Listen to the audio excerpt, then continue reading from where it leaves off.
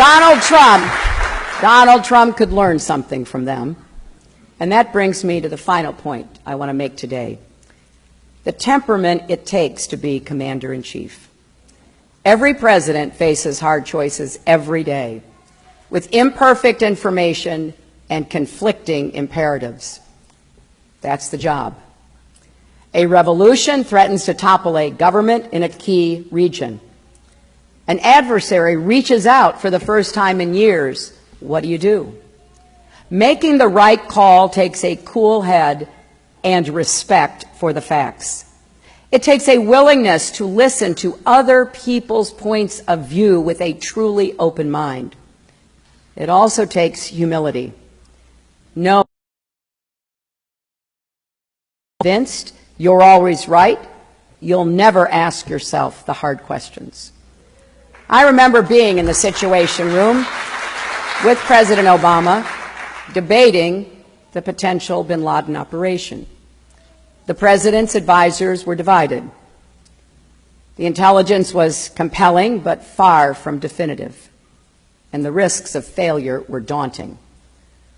The stakes were significant for our battle against al-Qaeda and our relationship with Pakistan. Most of all, the lives of those brave SEALs and helicopter pilots hung in the balance. It was a decision only a president could make. And when he did, it was as crisp and courageous a display of leadership as I've ever seen. Now imagine Donald Trump sitting in the Situation Room, making life or death decisions on behalf of the United States. Imagine him deciding whether to send your spouses or children into battle. Imagine if he had not just his Twitter account at his disposal when he's angry, but America's entire arsenal. Do we want him making those calls? Someone thin-skinned and quick to anger who lashes out at the smallest criticism. Do we want his finger anywhere near the button? Well, I have a lot of faith that the American people will make the right decision. This is a country with a deep reservoir of common sense and national pride, and we're all counting on that.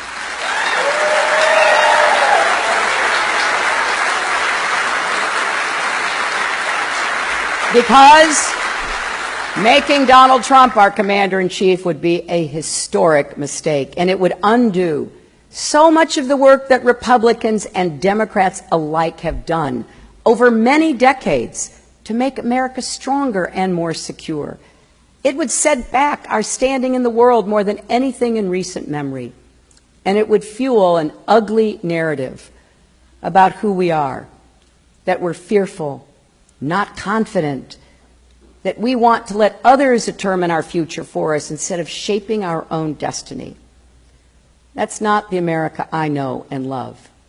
So yes, we have a lot of work to do to keep our country secure, and we need to do better by American families and American workers, and we will. But don't let anyone tell you that America isn't great. Donald Trump's got America all wrong. We are a big-hearted, fair-minded country. There is no challenge we can't meet, no goal we can't achieve when we each do our part and come together as one nation. Every lesson from our history teaches us that we are stronger together. We remember that every Memorial Day. And this election is a choice between two very different visions of America. One that's angry, afraid, and based on the idea that America is fundamentally weak and in decline. The other is hopeful, generous, and confident in the knowledge that America is great, just like we always have been. So, let's resolve that we can be greater still. That is what I believe in my heart. I went to 112 countries as your Secretary of State, and I never lost my sense of pride and wonder at seeing that blue and white plane lit up on some far-off runway with the United States of America emblazoned on the side. That plane, those words, our country, represents something special, not just to us, but the world. It represents freedom, hope, and opportunity. I love this country, and I know you do too. It's been an honor and a privilege to serve America, and I'm going to do everything I can to protect our nation and make sure we never lose sight of how strong we really are. Thank you all very much.